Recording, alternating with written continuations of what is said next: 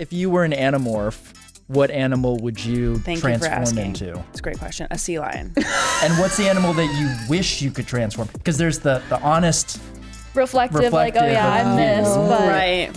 What would it actually be? Like a sea lion.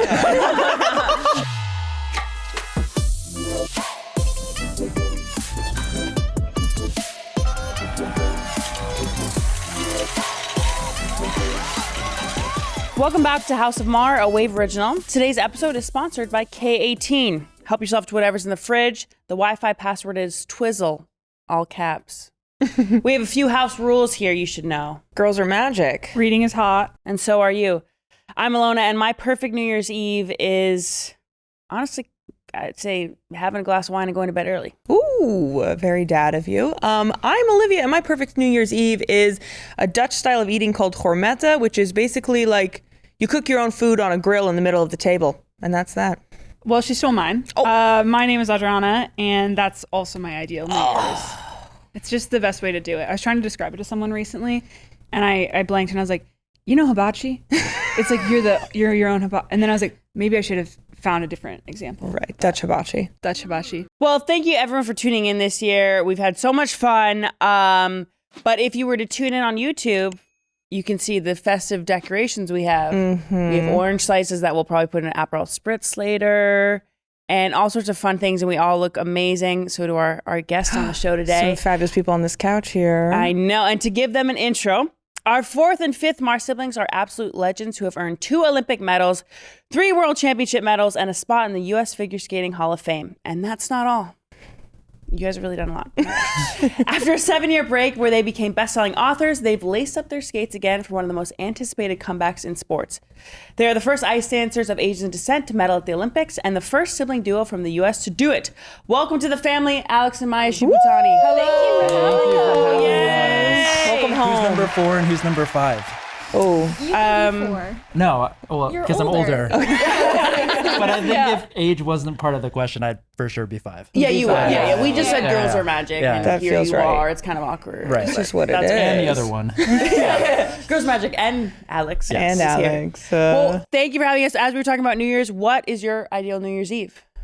I feel like going to bed early, especially this year. So we're aligned in that way. All right, 8 p.m. I'll Zoom you. Is that an athlete thing maybe? You just... I'm not. I don't see the thrill in staying up that late for things. I saw the ball drop for 2000, and I'm like, okay, did it. I'm good. Clear Check the rest that of your off. life. You don't want to wake up groggy on day 1 No. of the new year, right? Like For get things real. on the right foot. You know? want to hit the ground running, Yeah. right? Well, what do you guys typically do to celebrate? Anything? Do you get like crazy with it? Do a dinner? What? Normally dinner with friends or family, but then this year I'm pretty sure we're going to be at an ice rink. So Right. party, Yeah. party. Famously. Yes. Do you train on holidays? They love to do that to us. I don't know if they'd love to do it to you. I've trained on 4th of July. They love to bring us right back in that we have to train on the 1st. So we can't actually do anything on New Year's. So, all the time. They're trying to like, Halloween? prevent you from getting into trouble. course. And taking And a step it's back. the best gift, obviously. Being with Yes. your teammates. I love it. Yeah, no, we just got used to Yeah. training on holidays. So that's kind of like the rink is open, so we'll be there. Right. That's probably smart because it is just less people in there. So you're almost, this is a great time to do it. Interestingly, though, during the holidays, that's when everyone's thinking of going Of ice course. skating. Oh. So the rink's kind of That's- busy too. Yeah, that's a really good point, actually. But after January 1st, it's crickets. But it's so nice to see all these decorations because we really don't do anything ourselves, just with the time. So Yeah. So we brought the party to you. You did. Happy Thank to do you. that. Happy to do that. The last time we all saw each other was in Paris, though. It was. That was the wildest day, though, when we all met.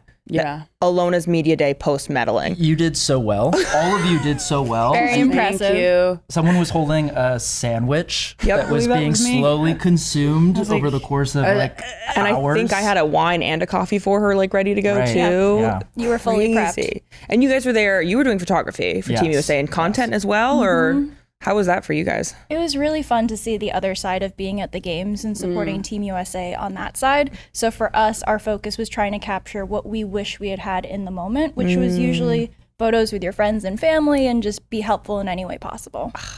I love that. Yeah, Alex, you got a family photo of all of us. I did. Like, exhausted. Yeah, I no, was my favorite. No, and you were one of the few athletes that brought, I mean, people had friends maybe, but like it felt like an entire My entourage. team and crew. And, yes, entourage. She can't shake us. We follow. Yeah, her. no, but it was really nice. It added to it, I think, Mm-hmm. because like, you know, you're tired after performing or competing and doing the thing, and then you're doing interview after interview. Yeah. But it was fun to see your fam along for the ride too. And those are all the people you want to spend time with anyway, right after you're done. True. Right. So many athletes go through the process and then they're like, I haven't called my mom or my dad for you know, Yeah. hours because I've been doing interviews. And Yeah, I mean, they're You could great, just I shout. guess. But shoot, I was ready to just party with my teammates. But Team USA had me doing interviews after interviews. for the culture, for the culture. Yeah, that's it. No, it was so great. I mean, you guys are preparing this year as well for hopefully those moments again. Yeah. So I'll be there. Oh, you will? Well, I'm hopefully going to be there. Okay. But if I am there, I'll get out my camera. Yeah. Take You're some working on your shitty- index finger some shit. reflexes. Snapchat. She's going to take the family picture of you guys. Oh. Yeah, I will. Can't wait. You won't use it, but that's Can't wait. okay. Where are our heads? That's a finger. Yeah. Fingers. Right. Well, we like to do a little segment called Touch Grass. Especially during the holidays, we can all use a reminder to breathe and touch some grass and to remind ourselves to just log off, be in the moment, be with your family, be where you need to be. Thank you to Perplexity for helping us touch some grass today. So I want to talk New Year's resolutions because Alona doesn't believe in them. And they're a big thing this time of year. Do you believe in New Year's resolutions? What are your thoughts? I believe in them, but I also think it's flexible because we have every day where we can decide how we want to act and be. That's very good. Is that where you stand as well? Or I think mine is like everyone's okay. I'm gonna do this and I'm gonna do this and this. Well, it doesn't have to just be this time when you do that. So I'm gonna lose 30 pounds. I'm gonna do this. I just think for me, it's things that I would be cool if I did. I always put kind of out there things like enjoy the moment more, be more present. But I'm never. This is what I'm going to do this year because if it doesn't happen, I will feel like a failure. But it's life. yeah, do you think that's the athlete side of you talking in terms of like setting objectives and goals? You know or- what's interesting is I don't do it anymore because one time before the Tokyo Olympics, I wrote in my New Year's goals, go to the Tokyo Olympics.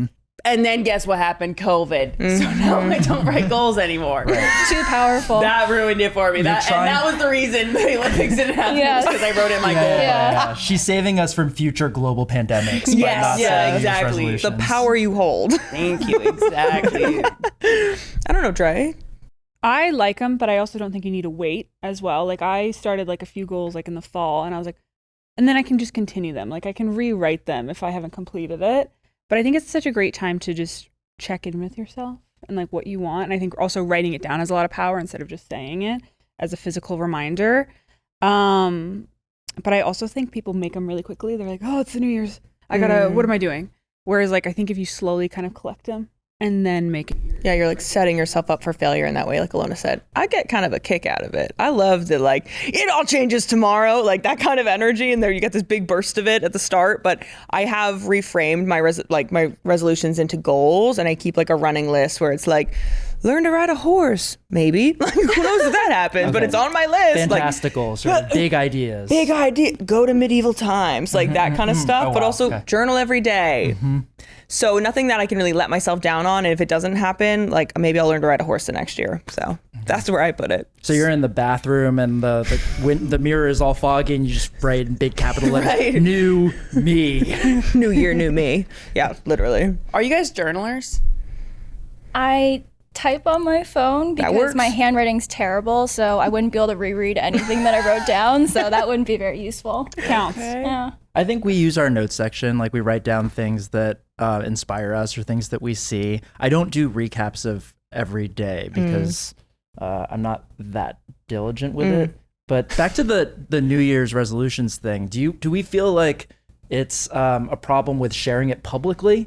Because I think if you set it for yourself internally, like, oh, this is what I want, it's a good reminder to think about myself and how I can make improvements with things. But then when someone asks you, so Right. what are you doing? Does Then that change it? It puts the pressure on it because then they know. Accountability. Yeah, holds you accountable, I think, if you tell people. I But don't really know then my business. But I will say, this is so I hate talking about this to athletes. I recently created a goal to run a mile under 10 minutes, and I posted about it, and now I got people commenting, and I really hate running. And I'm like, if I didn't post that video, then I wouldn't have to do this. Right. But now you're doing it. I just shaved 37 seconds off. That's so awesome. it's working. It is working. But just to clarify, Let's clarify. because we had some confusion over the text last night. She said, I shaved 30 seconds off my mile. And I'm like, to me, that's you shaved 37 seconds off of your personal best. So 10 miles. Yes. So that's what I would think, right? Right. So as athletes, that's what we would think. Yeah. And I was like, that's awesome, Adriana, because her personal best is like 10 minutes.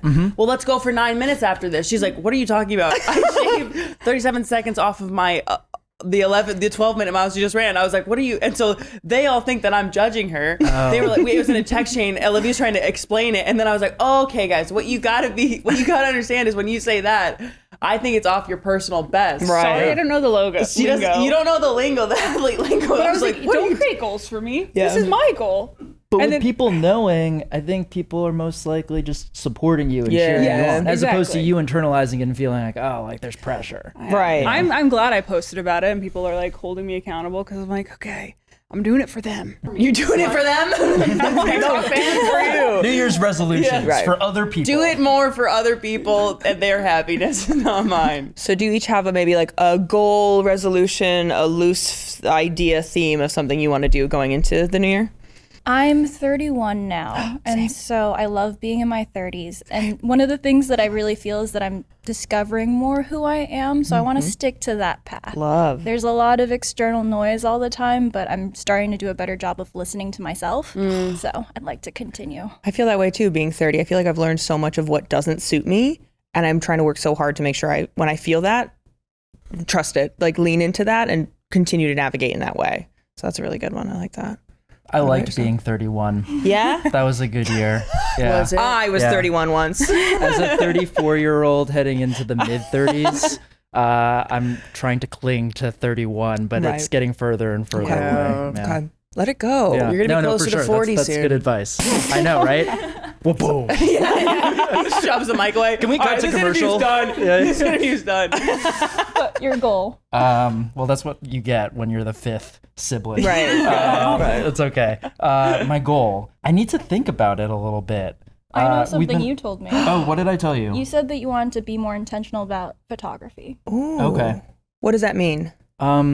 So photography started off as a hobby for me, and it was something that I did to kind of like balance out my sports training life, and it was a way to be creative and share memories and connect with people that I was meeting at all these international competitions, and it was really fun. And then it became something that was, for a good reason, like an opportunity, and it became a little bit of work. And so when we met in Paris, well, we actually met in November, I think. Before the games, at the promo shoot. Yeah, the day. But that process started, and I was like, oh, now this is pressure. Now I feel like there are expectations. And so I'm going to try to work myself back into doing it just for personal and for fun and see where it takes me. And are you still finding the fun in it? I look for it. Okay. Right now with our training, there's not very much Right. time. And so I do miss being able to do it. But like when you squeeze in like 15 minutes during your day to take a photo, you don't take very good photos. It's like I went for a 15-minute walk and I got this shot of the sidewalk and this shot of a flower, but you know, Hence it's a process. Being intentional. Yes. I think that's a good one. Can we look this up? Where did the tradition of New Year's resolutions come from? Perplexity? Ancient Babylon. No, it's old. Ancient. Okay. I thought Babylon was ancient without the ancient Yeah, before right. it. No, there was a time before it too. It was crazy. I thought the ancient was assumed. No, not the Babylon now though. Oh, yeah. The tradition of New Year's resolutions is usually traced back about 4,000 years to the ancient Babylonians and was later reshaped by the Romans and then by Christian practices in early modern Europe. It's old. I had no idea. I would have thought it was a capitalism thing, if I'm going to be honest. Like a Valentine's Day. Right. To get you to Buy stuff. buy more journals? Like buy like Or the health industry to get people to lose weight, right, to right. buy their diet Yeah. stuff. Big Here's your horseback monthly gym riding. package. Big Yeah. gym. Yes, Gym. Exactly. Big Jim is all doing it. Well, there you go. It's been old. I thought, so I guess everyone was doing it back in the day. Interesting. In medieval Europe, similar start of year vows appeared, such as knights renewing chivalric oaths and the so-called peacock vow. By the 17th century, Protestant groups like the Puritans emphasized sober reflection at the turn of the year, encouraging personal pledges to live more virtuously rather than festive excess. Virtuously. So this says here sober reflection. So dry Jan existed back then, is what I'm hearing in medieval times. I don't know if it did. I think that was the only That sounds like a make push by a big liquid IV. Yeah. We gotta look into this. That's interesting. Well, thank you, Perplexity. I love the feeling of being at the top of my game. And this year, I'm taking New Year's resolutions seriously, making sure hair is at the top of my priorities. For long, strong hair like ours, keeping it healthy takes patience and work. With K18's molecular repair mask, the days of damaged hair are over. It isn't just a cover-up. It's a deep damage fix. K18 masks have you feeling new. The patented K18 peptide repairs hair on the molecular level. So you can keep using bleach and color. I just use heat, and I feel like I've been using a lot of heat because I've been styling my hair much more. So K18 has me covered, and it still makes me feel like me, you know? They're so good like that. Their heat protectant is my favorite. Guys, I think I came up with a resolution I can actually stick to. Always using K18 before applying heat. You got that on you. I got that. I keep that on me. You got that thing on you. So whether you dye it on the regular or just want to keep your long hair from breaking, with K18 you'll have soft, strong, bouncy hair. Shop K18's molecular repair mask at Sephora or get 10% off your first purchase with code MAHER at K18hair.com. That's code MAHER at K18hair.com. As you may know, my sisters and I love to eat. We're not shy about it. And I love to eat without worrying if I'm getting all my nutrients. And this year, we are all going to be more proactive about supporting our immune health, huh? Mm-hmm. There's no right time for better health. There's just now. AG1 is the easiest and most impactful habit you can implement this year. AG1 isn't just another supplement. It's a daily micro habit that supports whole body health. AG1's daily health drink combines your multivitamin, pre- and probiotics, superfoods, and antioxidants into one simple green scoop. 20 seconds, 1 scoop, 8 ounces of water, done. Drink it first thing before coffee, before checking your phone. It will become a micro habit that anchors everything else. And the new Next Gen formula? They've added more vitamins and minerals than ever, clinically proven to fill common nutrient gaps. It's one of the easiest things we can do to support our body every day. AG1 has over 50,000 verified 5-star reviews and comes with a 90-day money-back guarantee. Go to drinkag1.com/MAHER to get their best offer. For a limited time only, get a free AG1 duffel bag and free AG1 welcome kit with your first subscription order, only while supplies last. That's drinkag1.com/MAHER. drinkag1.com/MAHER. Alex and Maia, you've just returned to the ice after a 7-year break. What made you decide to return? And were you really excited for it? Were you a little bit nervous for it?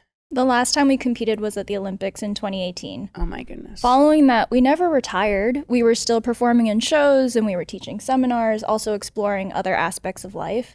But then I think it was a circumstance in 2019 where I had kidney cancer and then there was COVID, where our lives just kind of moved away from the ice naturally.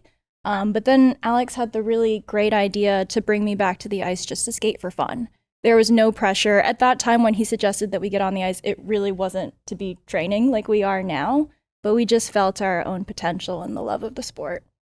It's always been such a big part of our lives, at least since we were 9 and 12 and we started skating together. And at that time, Maia was going through a difficult personal period, and it was something that I thought could allow her to sort of reconnect. Because sport, the way that we use our bodies, the way that we communicate with others, and then in a creative sport like skating, like you express yourself with music and movement. And that's something that we were kind of missing a little bit while we were away from the ice, but it's obviously still a part of you. But it ended up being really fun, and it allowed us to kind of re-engage with each other in a different way. And was it almost like a reclaiming of your body again? Like after having come through this, experience, was it that coming back into yourself and reclaiming almost? Completely. Following my surgery in 2019, I felt so disconnected. When that happened, I was 25 and we had just come off of training really steadily for a good 14 years. And so I felt super in shape and fit. But then Alex put it kindly that I was going through a hard time. I was pretty depressed and just struggling, but then being active and performing again in that way more for myself, I fell in love with the feeling. Now you said that you didn't retire, that you took a break. Does it frustrate you when people say that, like, oh, you're coming out of retirement? Does that phrase annoy you? It doesn't frustrate me because 7 years away is unusual. I know that other athletes kind of have a bit of a sticky relationship with retirement just because that speaks of transition and closing a chapter. So it doesn't bother me at all, but I think that we've just learned through this journey that it's important to follow your dreams and pursue what you want in the moment because we all just have this one life. We just look at each other and we're like, well, that's misinformed. It's an assumption, right? Yeah, like what else are you going to do? Yeah, it's not a big deal because we know, the choices that we've made and why we've decided to do it again. And it's the interesting thing about our sport and other sports where there's subjectivity and judging is you grow up in this climate of trying to do your best, but obviously get a certain score or get the approval of the judges who then give you your marks, which lead to a certain outcome. And I think that the separation from competitive skating for 7 years gave us an opportunity to experience life in a more dimensional way. We have different perspective coming back into it. And so now we're doing it very much for ourselves. And have you noticed a change in who you are as a skater from then to now? Like, has there been a big change, or has it just been a natural flow back into it? I feel like I'm even more present when we're competing. People ask us all the time now, are you nervous being out there? I just really treasure the moment because you put so much training and time into preparation. And so that's the big change because with time away from somewhere, you really feel the difference. And so I feel more empowered this time around. We wish there were more opportunities to perform in competitions, but you never know how it's going to feel because 7 years away from doing being anything in that environment, you obviously have the confidence that you can, but you don't know how it's going to feel until you're out there. And so when we stepped on the ice for the first time after 7 years, it was like, oh, no, we had the right intuition here. We really enjoy this. This is a very unique thing that not very many people get to experience. Like when you take the pitch, is that the right terminology? Great job. When you take the pitch, what are the emotions that you feel? I think it's so funny. I'm like listening to everything you're saying. I'm like, okay, I'm actually learning a lot too because I'm kind of taking some time off and I'm trying to like deal with that and not being on the field. And I feel like that was my whole purpose for so long. And so now I just feel lost in many ways. And I think I liked what you said is coming back and being present and enjoying. I remember I was talking to my sports psych and I was talking about, coming back for the Olympics and there's like so many deals beforehand. And he's like, well, that can't be the reason you come back.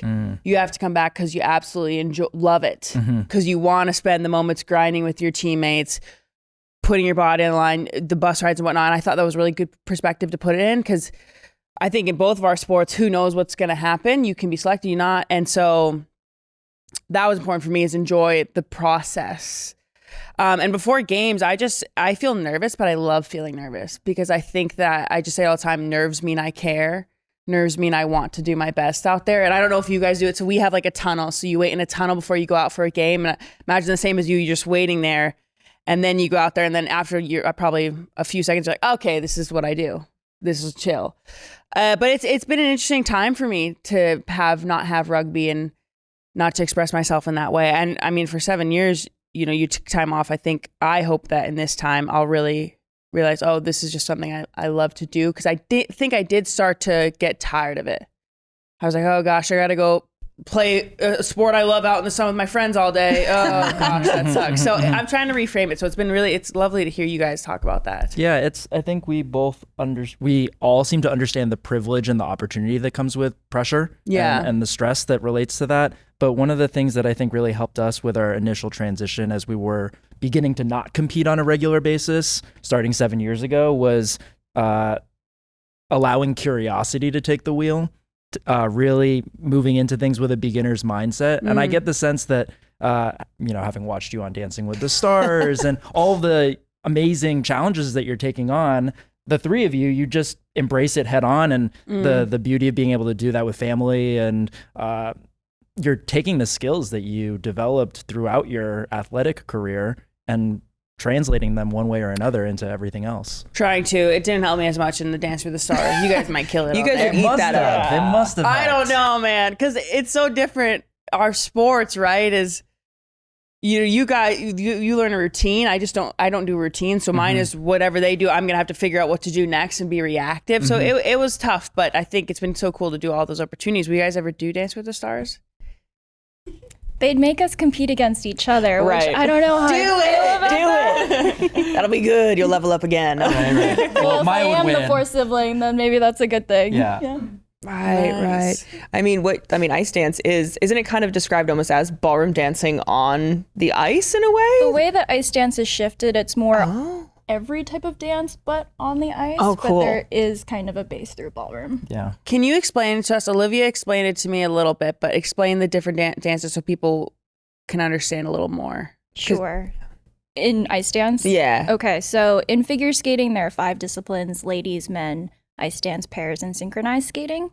But then with ice dance, when you compete, there are 2 programs. The rhythm dance, which is a program with a theme that's designated by the International Skating Union, and they tell you what they generally want you to do. Each year it changes. So they commune and decide what the theme is going to be. And it is, I suppose, a way to create a competition format where the audience can sort of watch a genre being performed, and the judges have the ability to better compare routines because okay. It's very cooking show. You all get the same ingredients in Okay. a basket, kind of. It's not fruits and vegetables. Cool. It's apples and Good to know. oranges, Yeah. I suppose. And then there's the free dance. Yes, the free dance, which is you can select any music that you want. Obviously, so many rules, and rules can be very frustrating and restrictive, but also they provide an opportunity to be creative and come up with something unique. Really? Figure skating used to be very traditional. So you mentioned ballroom dance and how there may be some similarities. Now they allow you to use lyrics. Oh. Change happens. Big shift. Change happens very slowly Crazy. in our sport. I Okay. think one of the reasons why people enjoy watching it on television or when the Olympics happen to be on is because it does sort of feel like a time capsule. Like you're watching it with your grandmother and she's like, oh, this feels like how it felt when I was watching it on television.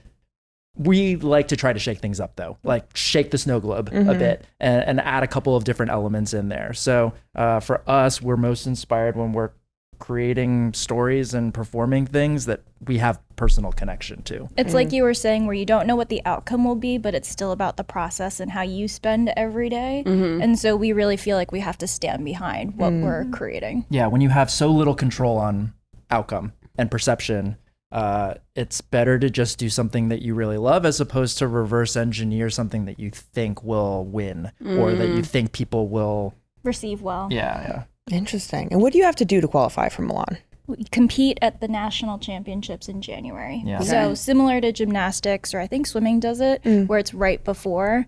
They don't set the team until about a month out. Yeah. So skate well at the national championships. And it's, nationals are always an intense, I don't know how your qualification works for rugby, but it's just, there's a lot of pressure, but not necessarily more pressure than any other competition, depending on the type of athlete that you are. You want to do your best every single time you go out there.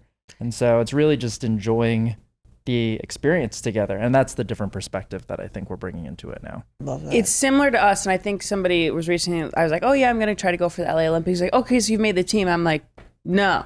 No, he's like, oh, but not you're what I like said. going to be on the team. I'm like, no, I will know if I've made the team about 2 months to a month and a half beforehand. He's like, oh, well, what? But because it is like, I think people get that wrong. Oh, Right. the Olympians, oh, you're just going to go to the Olympic Games. No, there's a whole process. And I know for like some sports, it's a month out, like you guys. It's a few weeks out before you get that last spot. So it's really a battle until that one moment. Do you guys work with sports psych? I imagine you do, because like for you guys, how many dances will you do a day?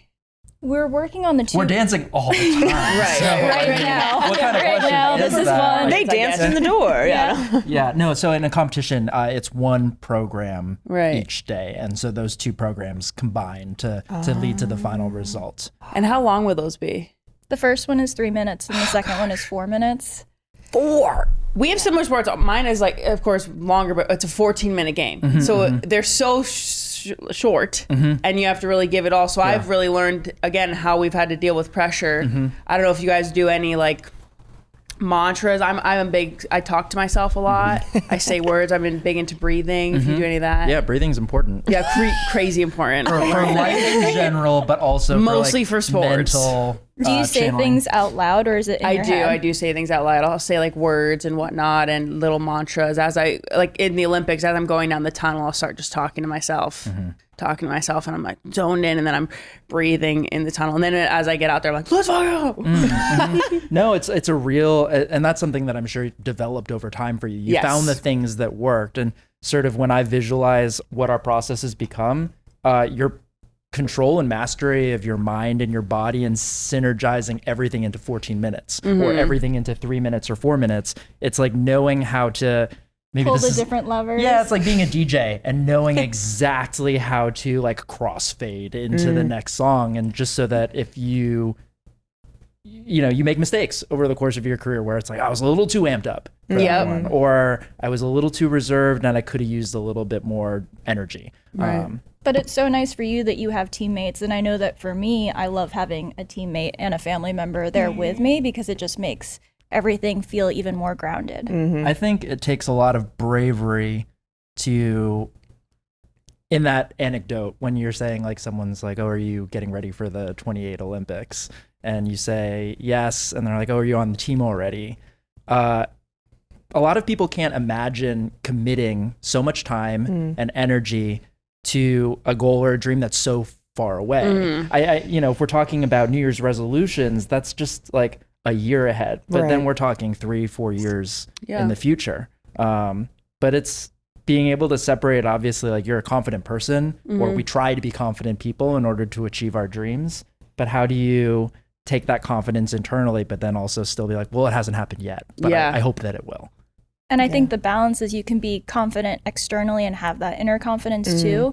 But I think it's so important to be able to be vulnerable with the people around you, which is what I love about family and close friends, because you can't be one way all the time. Right. Oh, I that's such a great point. I think the confidence that I show, I'm very confident, but also there are times when it's just so hard. And even in the environment I am, I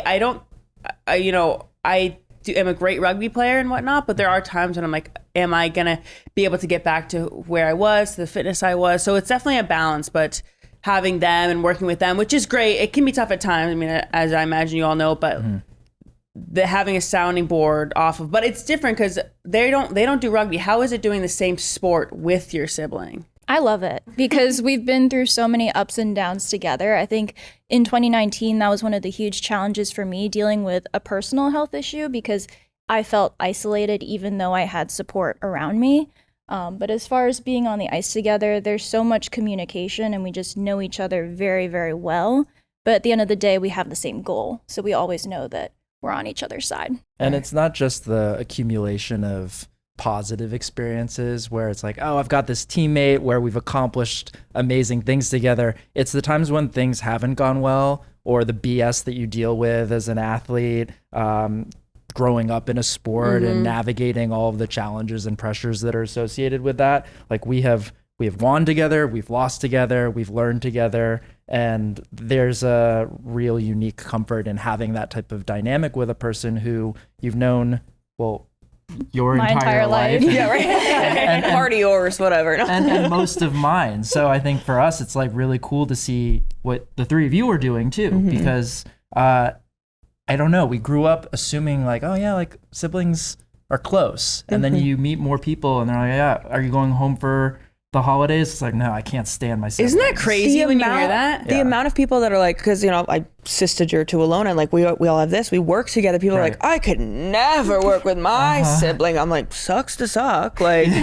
I love what I do. It's my dream job. Like, these are my people. I mean, there's pros and cons, of course, to any relationship, working or family wise, but it's good because they have you no matter what. They've seen you through every phase of life and are still there for you at the end. So apparently not, though. Apparently sometimes. not. Yeah, for not other people, I guess. Sorry. But for us with the 7 years away, it was so important to have separate individual experiences. And I really feel the growth in that regard, because when we're back on the ice as teammates, we're able to pull from different things. It's not all the same. Yeah, point of view. we can teach each other or sort of advise each other based on those different experiences, which is cool. Interesting. What are some common misconceptions about figure skating? Obviously, there's a lot of media about it. What is something they get wrong? If you watch any figure skating movie, it's usually that we don't get along with hockey players or something, right? Right. Oh, they smell. Oh. They mess up the ice. We get along great with hockey players. The women's We team can't for speak Team for USA is everyone, but- awesome. Yeah. And then all the guys that we've met, I think there's so much mutual respect with other athletes. Right. Where it's super easy to get along and build rapport right away. Yeah, I think you just we're very fortunate to have reached a level where, like, being at the Paris Games and meeting athletes from a completely different season of sport, it's so fascinating to learn about the process. And you do see these interesting parallels and similarities, and everyone requires so much commitment, and there's a lot of sacrifice. And so that being a misperception that hockey players and figure skaters don't like each other, I think that's more sort of catered towards movies when there's a Tell you will what. they won't they sort of dynamic. He's the hockey player. Yeah. They get along in the books I read. I'll tell you that. Another one, not all figure skaters can do a triple axel. That's one of the first questions that we get, like, can you do a triple axel? It's like, no, that's not our discipline. Right. And then when people say skating, they're like, oh, skateboarding? And we're like, no, figure skating. Close. Close. Almost, but no. Growing up, you would meet someone at school and they'd be like, oh, what do you do? And I'd say, oh, I skate. And the first thought is like, oh, skateboarding. Or like, oh, can you do an ollie? And it's like, no, it's like ice skating. It's like, oh, so like speed skating? No, not speed skating. It's like figure skating, and then ice dance is like, what's that? Yeah, right. But I think that we've been working hard to try and put ice dance more on the map. Yeah. Oh, for sure. Yeah. I do think that's so right. The idea that athletes are competitive or judging of each other, I've not seen that much. And when you're in the Olympic Village, you start watching every sport there is and have such a respect for it. It's so funny. The negative comments I get are always from people who aren't in sports, and then I have the best rugby players in the world who are the men's rugby who are the nicest to me. It's like there's a camaraderie there. I think athletes respect athletes, whatever discipline. Right. And always like putting the good name of ice dance out there. Do you feel this pressure to be like squeaky clean role models, or what is that like? Maybe when we were younger, because we teamed up when we were 9 and 12. And I think just growing up in an environment where everyone is kind of aware of who you are, it makes you more on watch, kind of. Even pre-social media, just constantly being judged, Right. you know, in a sport that is judged, right? But now I feel like it's so healthy to just be yourself because we're all so dimensional. And that's really what I would want in a role model, is someone who's able to not just be squeaky clean and perfect all the time.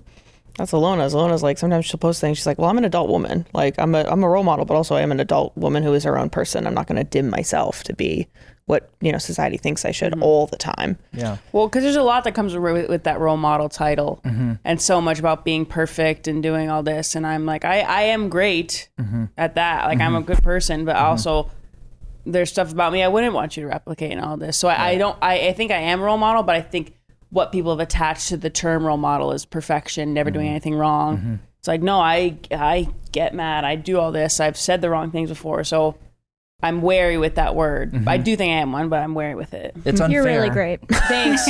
I was fishing there. I got it. You're really great. Yeah. I said it too. Yeah. I'm really trying to retain this facsimile Obviously, status girls are that I have. magic. Girls are Yeah, magic. Reading is hot.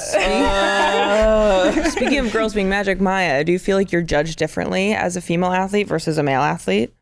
Definitely. I Yeah. think there are certain conversations that female athletes have to navigate, whether it's how you're perceived. There's more of a focus on the visual versus the performance. And I feel like what's been so healthy for me this time around is that the way that I reconnected with my body and got in shape, I was very patient with myself on my timeline, and it's more about how strong I feel versus how I look. Love that. And for you, Alex, any problems? Any problems being a male athlete? You want to join this complain. conversation? Obviously, when I was growing up in the sport, I received a lot of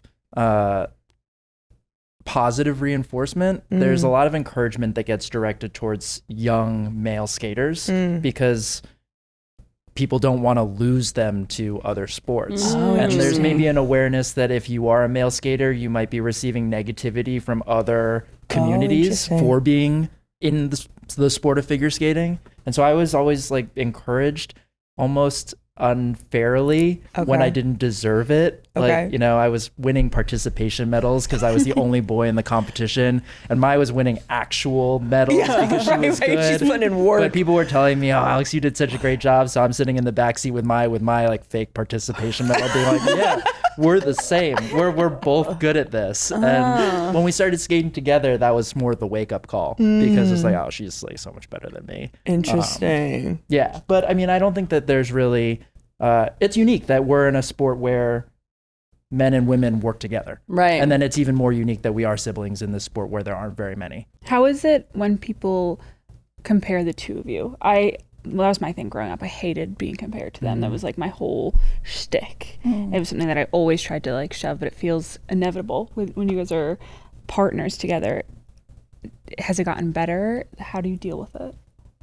I feel like that just happens with siblings all the time. I mean, with us, usually they'll either package deal us where they just assume that we're completely the same or that we're twins even though we're not, and assume that we like all the same things, or they'll compare us to each other. And that can really kind of mess with your sense of self as you're growing up.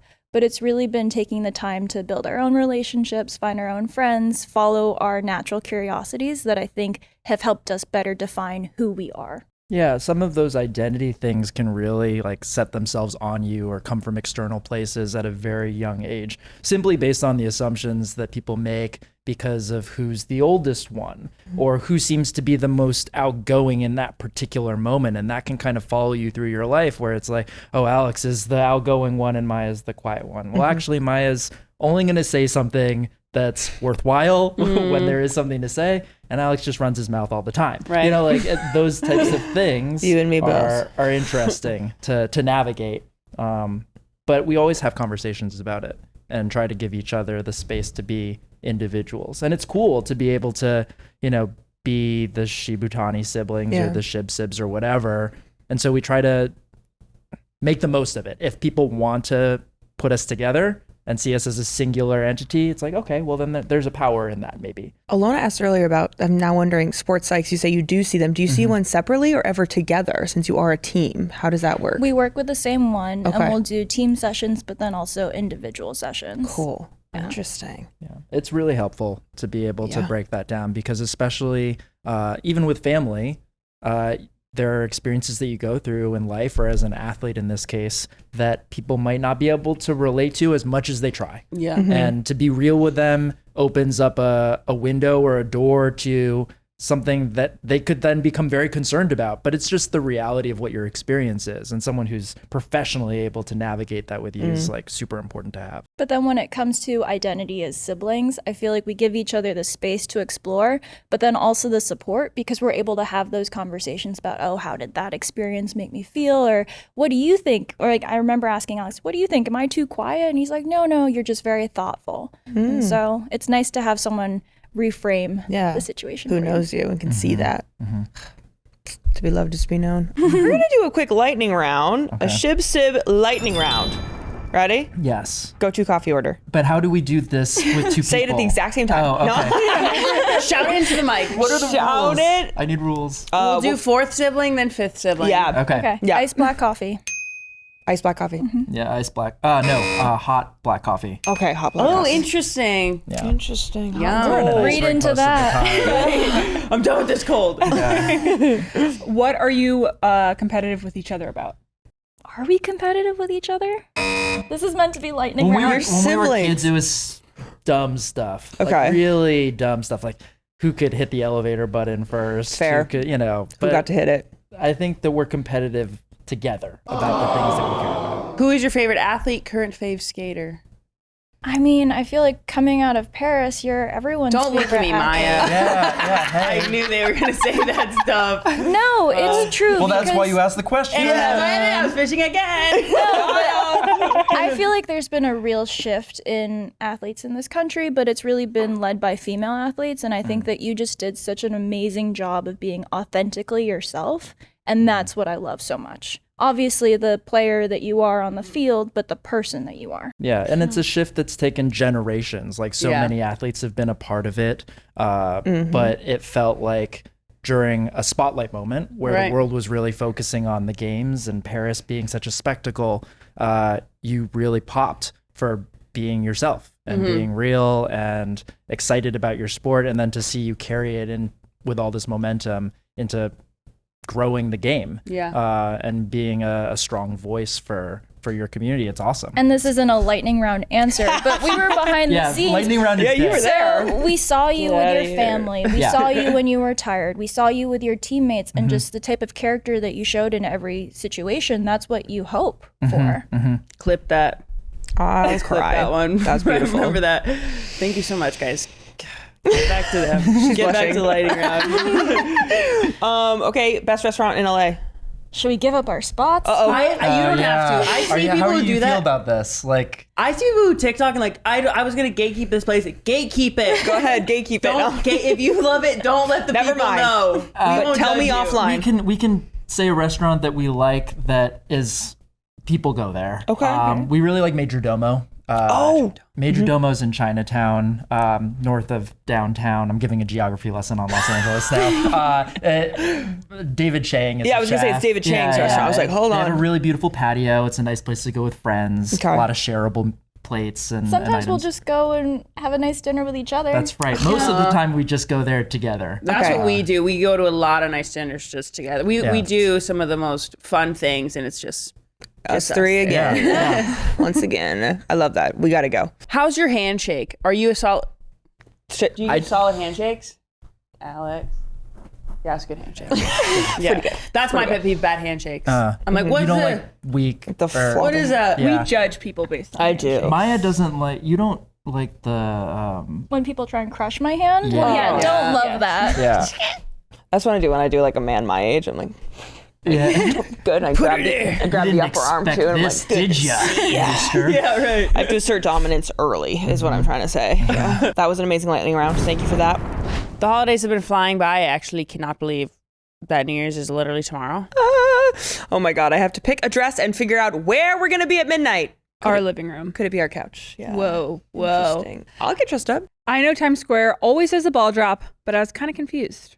Why is that the main attraction? I think I might know a way to find out.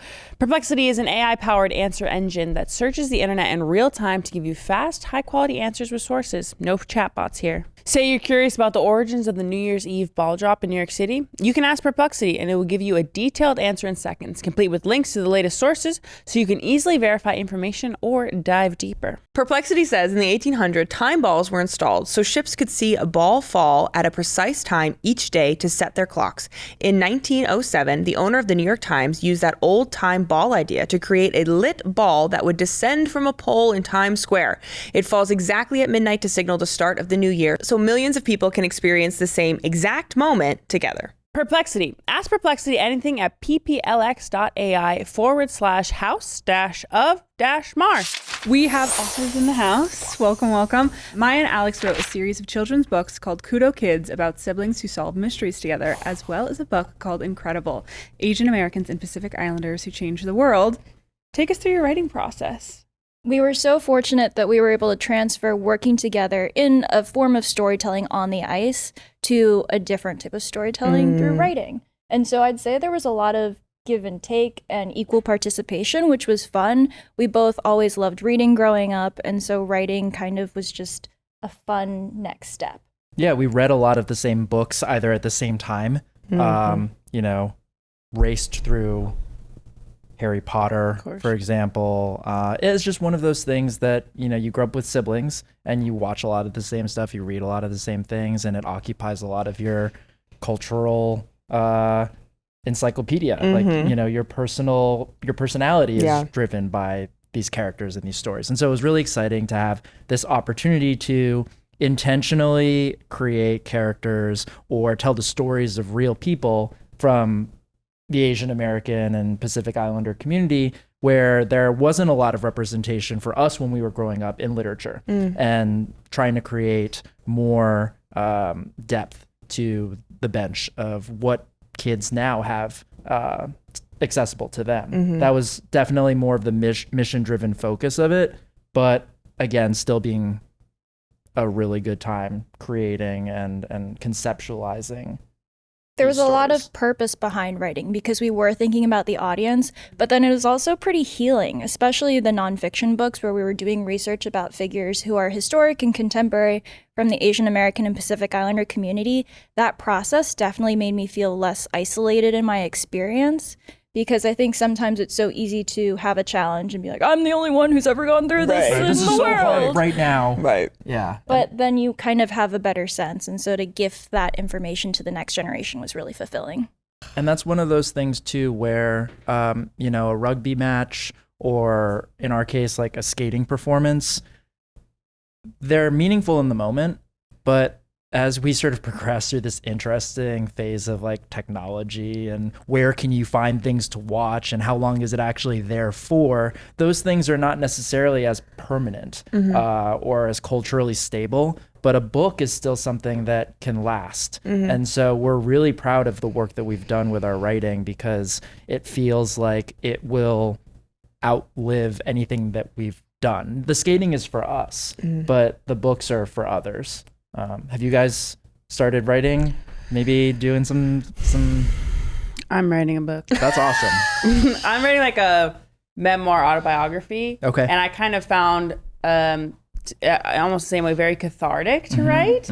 First I was like, I don't have enough to say. What do I got to say? And then I started writing, and I was like 8 hours one day just typing it all out and sharing so much. So it's been really cool, and I like that maybe the rugby's for me and playing it, and then the book will just be there. I want to share my story. I love it. I think like some things that I know so many women go through, but we don't talk about, and I want to talk about it. I want to be open with it. It's been fun. I want to write it myself too, my own, you know, have my voice be really shown through it. So I've just been writing, and I have a lot down, but I don't think I want to put it out yet until like after the Olympics. So what was cool is I was able to write during the Paris Olympics. Okay. And write all my feelings down as it was happening. So yeah, I'm writing. Can't wait. That's You great. guys might hear about it later. Watch this space. Watch this space. You'll hear more. But so it sounds like reading was prioritized in your household growing up. Is it still a big part of your lives today? If so, what are you reading? Yeah. It's what we love asking. I feel like it's more listening to podcasts just because Okay. we're always on the go. So Right. this is in rotation. Okay. But then also we love entertainment podcasts because I think that really engages the storytelling aspect of what we love about figure skating. So whether it's about television and film, things like that. Sports, you listen to a lot of sports podcasts too. You went through a really intense book reading phase, though. Yeah. I read over 100 books in 2020. 'cause Wow. This was just post life-altering surgery. Yeah, kind of right, thing, where it's right. like Searching I need for all answers the through knowledge. the- Yeah. Sure, What were you gravitating towards? Stoicism. Whoa. Yeah. So Could you explain stoicism? Yeah, thanks, to- Alex. I was going to ask that too. I was To a like, lot yeah, of the- Stoicism. I love those books as well. being stoic isn't just about having like the stiff upper lip that you kind of think about, but it's more about how do you holistically think about life and the time that you have. And so I found that to be very helpful. Do you have a few favorite books from that time? I'll have to send you a list. Please do. Out of the 100, I'll whittle it Yeah, down. right. Look at her gatekeeping for the public. Gatekeeper. We're big readers. We love it. And so, like, as you can tell, it's been a way that we can always escape. I don't know. Did you read what was the series that you loved she was a reader young Like as a kid? as a kid? Yeah, Like, were you Eragon? Oh, I read those. Yes. What Christopher Paolini, right? I think he was Teenager, pretty young. He was a teenager very when he wrote young. those. Really? Yeah. Oh my gosh. I was a big Percy Jacques. Percy fan. Jacques. That Ooh, was those like are what good. got me into reading, and then I just like consumed this so fast, and it snowballed into every other series. Yeah. I read this series, Redwall. Did you ever hear about that? I'm older. He's old. But the library had all of these Redwall books, and it was like this world of animals who were engaged in, presume like battles and Cool. politics, and it was very immersive. I Like a loved warrior it a lot. cat. Yeah, kind of. Yeah, warrior. Yes, Do you guys remember the books where that would have been a better name for it. Warrior the cats. people would like transform into animals? You remember the book Metamorphosis? covers? Oh, yeah, yeah, yeah. You know what I'm talking about? Anamorphosis? Something. Animorphs. Was it Animorphs?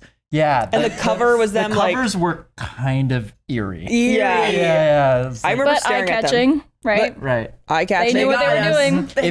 If you were an Animorph, what animal would you Thank you for transform asking. into? It's a great question. A sea lion. And what's the animal that you wish you could transform? Because there's the honest.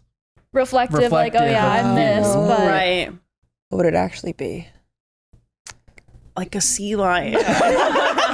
I love those guys. Oh, like an actual sea lion, not a lion that lives in the sea. No, like an Okay. actual sea lion. Oh, Like a lion yeah. that can swim, or the sea lion that actually. I think you're you know. sea lion. I think I'm sea lion through and through. How about you? He loves those. Any animals for you guys? Try, what is it? I don't know. Like, I don't really connect to animals. Some people are such animal people. That's not really me. So it would be I'd an love to say, animal like, a that lives in wolf. isolation. Oh. The lone wolf. Lone wolf. Howling That at could be the you. moon. She But I would don't do know. a wolf. I'd probably be like a bird, like a blue-footed booby or something like that. We saw those too. Get out! Oh, they were just in Mexico. That's what I'm Oh, saying. okay. We went on a tour and we saw blue-footed boobies and we swam with sea lions. Whoa, okay. Crazy. That's Not for me. awesome. Got really close. Got real close. Animals, what were they going to be? I think dog for me. Yeah. What Yeah. kind? Medium sized. Medium-sized. Yeah, Okay. yeah. Hypoallergenic or? Sure. Okay. Sure. Specific, What yeah. else? The What are we- medium size. the medium ones. Perfect. Not too much shedding. Gosh, I don't like birds. Okay. But I Yeah. think I would probably be a bird. Yeah. Interesting thought. Yeah. The ability to migrate. Yeah. And change locations and. Fly just Yeah. to get the hell out of I'm here. sort of like converging the what type of superpower would you want? Mm-hmm. I Flight, appreciate flight. Yeah. Flight and invisibility. Yeah. Thanks for asking. Okay, thank you so much for joining us in our book nook. We are now gonna, since you're part of the family, you gotta keep up your part of the, your weight here. We Yes. we have some chores for you. Okay. If that's okay. What's the chore list? You're going to choose either laundry, dishes, or dusting, and then you just have to answer. Corresponding prompt for Corresponding which chore you want to Okay. do. Which chore would you like to do, Maya? I'll go with laundry. Laundry. Share a song you would skate to if there were no rules. Ooh. If the council hadn't spoken. Didn't commune. Picking a song. That's so hard. What I would probably do, this isn't artist specific, not shouting anyone out, but something longer than 3 or 4 minutes. Really? Yeah. You want to be out there more. I want to be out there more without the rush around to do certain technical elements because I think that when there's that time limitation, it's obviously pretty restrictive. Yeah. So How long is that longer Taylor Swift song? Taylor Swift has a All 10-minute Too long, Well. All Too Well version. Well. So there you we go. go. I There it could is. do that. Yeah. we got You one do for a you. Co-choreographer. Yeah. Yep. Yep. Yes. I will. You said that you're maybe feeling a little bit of like untethered. Yes. You need something to And latch dance onto. is Dance is the Dance. answer. Experienced dancer. For sure. Alex, dishes or dusting is left. I have allergies, so I'll do the dishes. Perfect. Share a habit you wanna want to start or stop. in 2026. Picking my nose on camera. Number I don't know. Let's see. Do I have any habits that are It's so funny because I also look to Olivia. I'll be asked questions and I'm right? like, what did I What are the bad? What do I like? things? Yeah. You could put together a super cut. It wouldn't be super. It would be an extended clip The people are of in the room Maya with us. just standing by our car waiting for me to get there to go to the rink. Yeah. I would work on trying to be better about being on time. Good one. Yeah. I love I that. like I mean, that. I do I all the love tricks that. too, though. Like I lay my You got it clothes on out on camera. the floor so I can like jump into them right when I wake up. Okay. Right. Coffee cup. is already Firefighter ready. mode. Yes. Yeah. If I had a fire pole, then maybe it would be. That's what the problem is. You're Yeah, late because you don't have a firefighter Yeah. pole. Right. Yeah. When are you setting your alarm? How much before you have to go? I'm one of those people with so You're a many snoozer. alarms. Yeah, it's like 5-minute increments. That's probably the problem. Maybe I Snoozer. need to delete them once I use them. That's what I do. You do? I have no alarms except for the one for the day. Impressive. I I think got like 20,000. What's your email number on your phone? Like the notifications Unopened. number? 0. Wow. Wow. Mine's Wow. like 2,000. Yeah, We don't belong on this calendar. Yeah. Thank you so much for coming over to our house, Alex and Maya. You can find their books, Kudo Kids, incredible and amazing, in stores and online now. Best of luck at qualifiers. Follow them at Maia Shibutani and at Alex Shibutani, or together at ShibSibs on Instagram. Thanks so much for coming over to the House of Maher, a Wave original. Be sure to watch and subscribe on YouTube and listen wherever you get your podcasts. Plus, follow the show on social media at House of Maher for clips and behind-the-scenes content. Thank you for being here. This is so good. This is awesome. Now get back on the ice. Yeah. Get out of here. Do us proud. Yeah.